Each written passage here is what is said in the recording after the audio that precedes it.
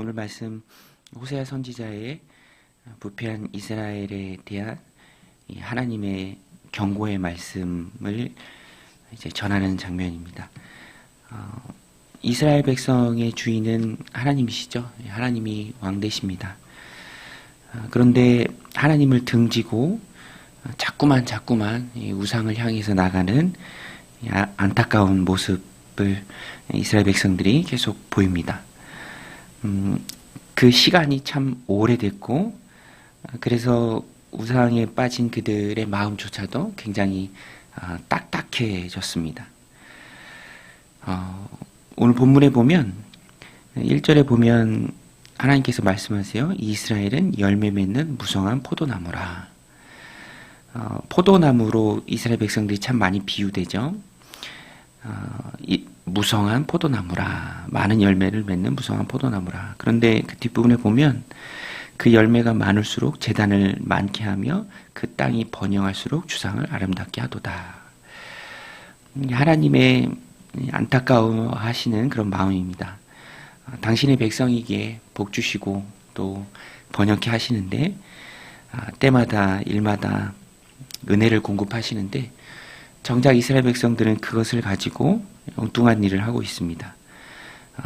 우상을 섬기는 많은 제단을 만들고 또 번영하면 할수록 그들의 우상을 아름답게 한다라는 것입니다. 그러니 하나님께서 은혜를 공급할 이유가 없어지는 것이죠. 두 마음을 품었다. 이스라엘 백성들의 현재 상태를 그대로 보여주는 말씀입니다. 2절에 그들이 두 마음을 품었으니 이제 벌을 받을 것이라 하나님이 그 제단을 쳐서 깨뜨리시며 주상을 허시리라. 우리가 잊지 말아야 할 것은 하나님은 당신의 영광을 나누어 가지시는 분이 아니십니다. 하나님은 우리로 하여금 찬양받을 때 그것을 독점하기를 원하시는 분이죠. 우리는 그것을 잊지 말아야 합니다. 혐오신앙은 하나님께서 가증히 여기시는 것이고요. 너무나도 미워하시는 것입니다. 예수님도 말씀하셨죠. 두 주인을 섬길 수 없다. 선택해라. 이를 미워하고 저를 사랑하든지 저를 사랑하고 이를 미워하든지 두 주인을 섬길 수 없다. 신앙생활은 항상 믿음의 결정이고 그 결정을 지키는 하나님 앞에서의 거룩한 삶의 모습입니다. 두 주인을 섬길 수 없다. 근데 이스라엘 백성들은 두 주인을 섬겼습니다. 여호와의 신앙도 지니고 있는 채로 항상 가나안 사람들이 섬기는 그 우상의 마음을 두고 또 그것을 따랐다라는 것입니다. 그들 스스로 말합니다. 우리가 하나님을 두려워하지 않는다. 3절에 보면 그들이 이제 이르기를 우리가 여호와를 두려워하지 아니하므로 우리에게 왕이 없거니와 왕이 우리를 위하여 무엇을 하리로다. 하나님의 왕 되심을 거부하는 자들입니다. 하나님께서는 그래서 4절, 5절, 8절까지 이런 이스라엘 백성들에게 임할 심판, 하나님이 너희들이 의지하는 그 우상 다 꺾겠다. 왕도 꺾고 산당도 파괴되고 제단도 찔레가 덮이도록 하실 것이다. 그렇게 말씀하십니다. 누가 진정한 왕인지 너희가 이걸 보고 깨달아라. 누가 진정한 왕인지 알라. 8절에 보면 이스라엘의 죄 곧 베다온의 산당은 파괴되어 가시와 찔레가 그 제단 위에 날 것이니 그때 그들이 산더러 우리를 가리라 할 것이요 작은 산더러 우리 위에 무너지리라 하리라. 그리고 만민이 모여서 이스라엘을 치는 그런 하나님의 심판이 있을 것이다. 9절, 10절, 10절에 보면 9절에 보면 이스라엘아 내가 기브아 시대로부터 범죄하더니 지금까지 죄를 짓는구나.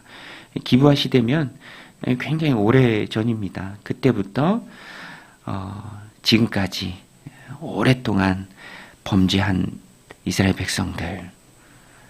하나님 말씀하시죠. 어찌 너희가 그토록 뿌리 깊게 오래도록 마음이 딱딱해지도록 범죄했는데 전쟁이 일어나지 않겠느냐. 10절에 내가 원하는 때에 그들을 징계하리니 그들이 두 가지 죄에 걸릴 때에 만민이 모여서 그들을 치리라. 뿌리 깊은 죄악을 하나님께서 심판하십니다. 습관이 무섭잖아요. 이스라엘 백성도 이제는 우상 숭배가 습관이 됐어요. 익숙해졌습니다.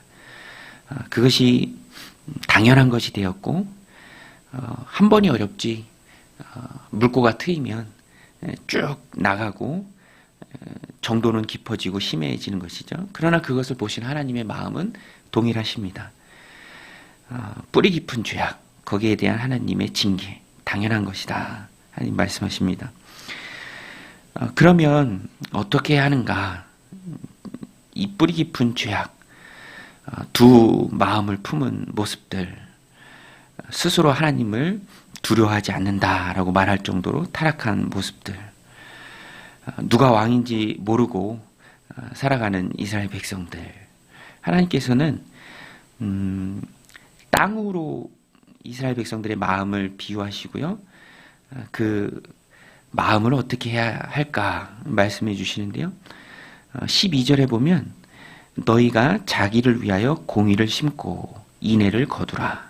너희 묵은 땅을 기경하라. 지금이 곧 여호와를 찾을 때니 마침내 여호와께서 오사 공의를 비처럼 너에게 내리시리라.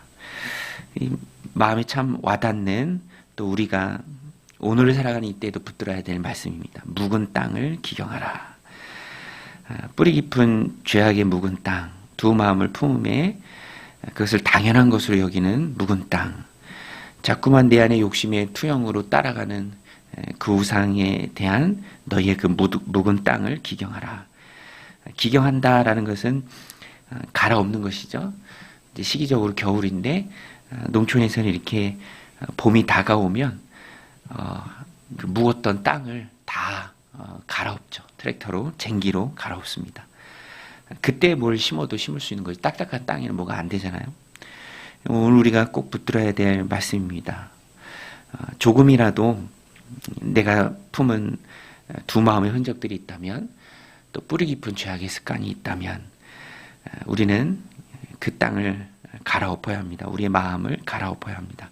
묵은 땅을 기경하라. 지금이 곧 여호와를 찾을 때니 마침내 여호와께서 오사 공의를 비처럼 너에게 내리시리라. 묵은 땅을 기경한다라는 것은 마땅히 해야 할 그 일을 힘있게 꼭 붙들고 나아가라라는 것입니다. 이스라엘 백성들은 뒷부분에도 나오는데요. 13절에 보면 너희는 악을 밭가라 죄를 거두고 거짓 열매를 먹었나니 이는 내가 내 길과 내 용사의 많음을 의뢰하였습니다.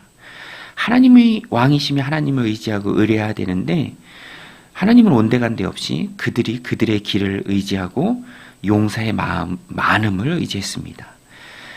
전쟁은 하나님께 속한 것이고 온 세상의 주인이 하나님이시며 생사화복을 주관하시는 하나님이신데 하나님을 의지하지 않고 다른 것을 의지했습니다. 영적으로 보면 눈이 감겼죠. 그것을 깨닫고 성령의 은혜로 깨닫고 갈아엎어야 한다. 오늘 말씀 우리에게 주는 귀한 메시지입니다. 그렇지 않으면 하나님이 인정하지 않으시는 길을 간다면 거기에는 소망이 없는 것이죠. 그리스도인들의 힘은 세상을 거스르는 성령의 능력입니다. 생명이 떠난 몸, 죽은 몸의 온도가 몇 도인가, 어떤 책 보니까 그런 이야기가 있더라고요. 몇 도인가, 뭐 방 안의 온도와 똑같다가 정답입니다. 그리스도인들은 세상의 영향력에 굴하는 존재가 아니죠. 우리 그리스도인들은 성령의 능력으로 오히려 세상을 거스르는 자들입니다.